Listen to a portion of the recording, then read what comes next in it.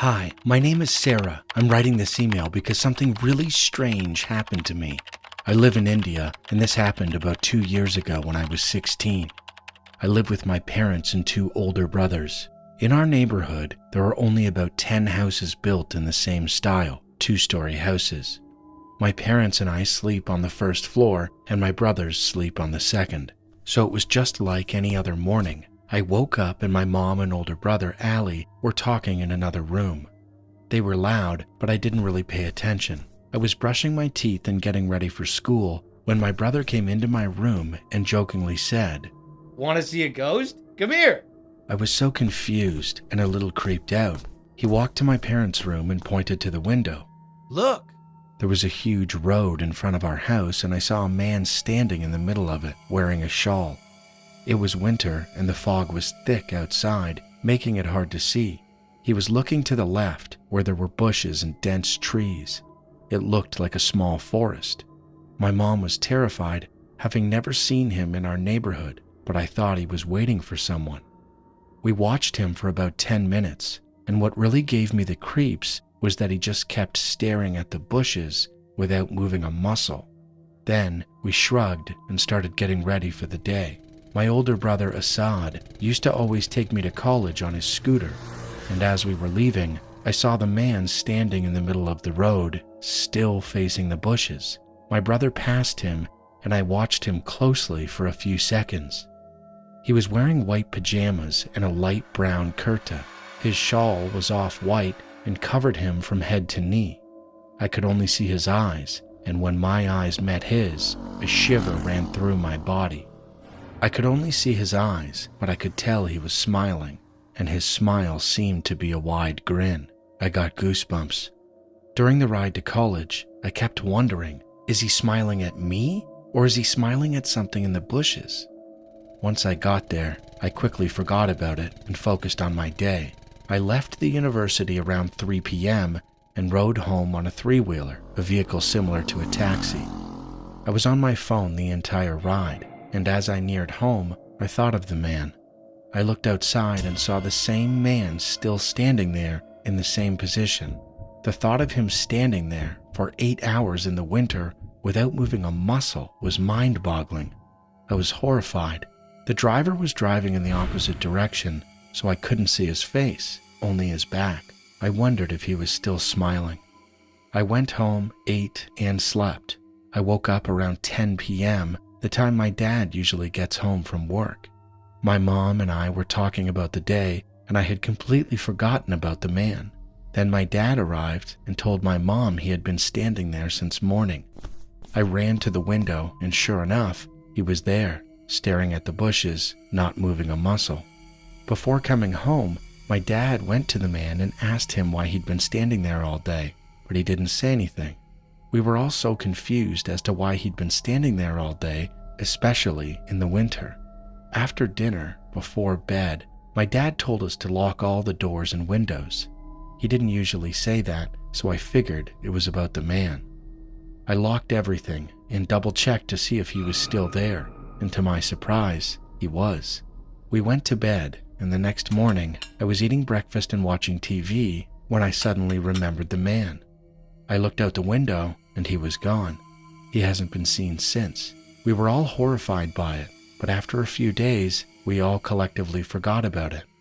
I asked countless questions like, why was he standing there? Why was he staring at the bushes? Was there something in the bushes? But we never got any answers, and the man standing outside still remains a mystery. It was a normal, cool evening. My mom and I were heading to Kohl's to buy some new clothes for me since I had outgrown my old ones. We walked in, and at first, nothing seemed out of the ordinary. At one point, I grew bored of looking at clothes, so I told my mom I was going to explore the store on my own. She nodded and told me to stay close. As I wandered off, I noticed a woman. She was dressed in all black with long black hair, and she was staring right at me. Her eyes were wide open, black eyeliner streaked down her face.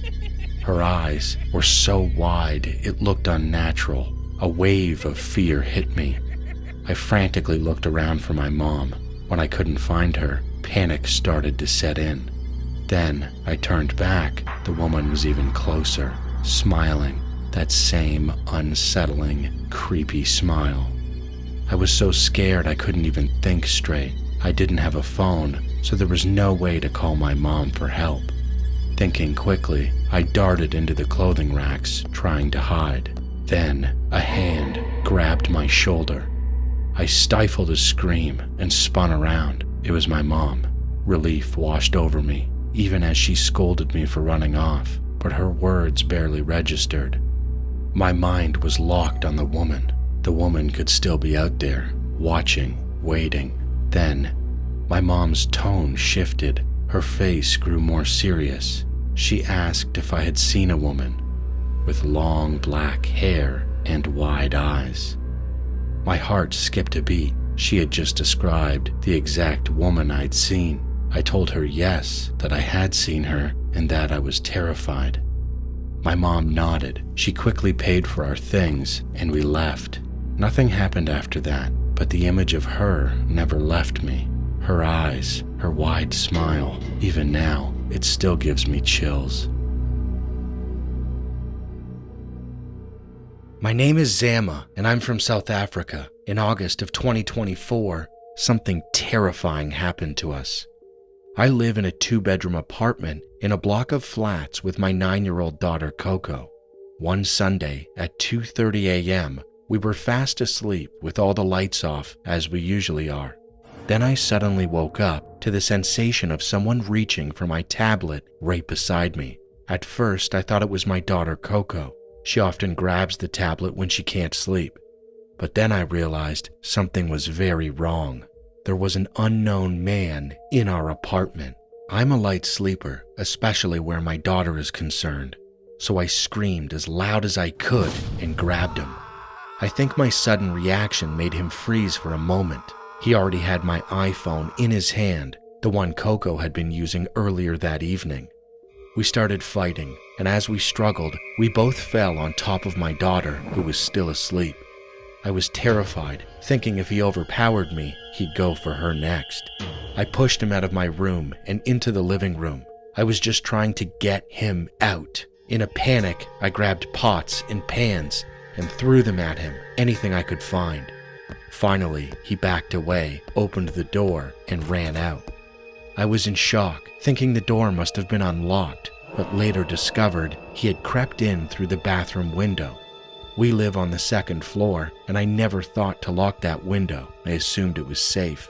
He was skinny enough to step on the balcony rails and squeeze through the burglar guards.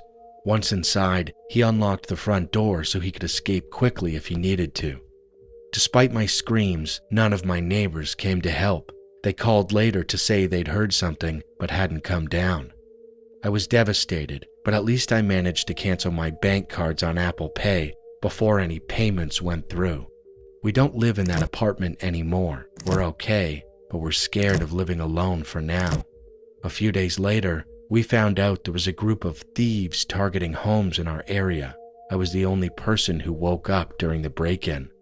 Others lost much more valuable items. 2 days after our incident, one of the thieves was found dead in the morning. I don't know whether it was the same man who entered our apartment, and honestly, I don't much care. They chose that life.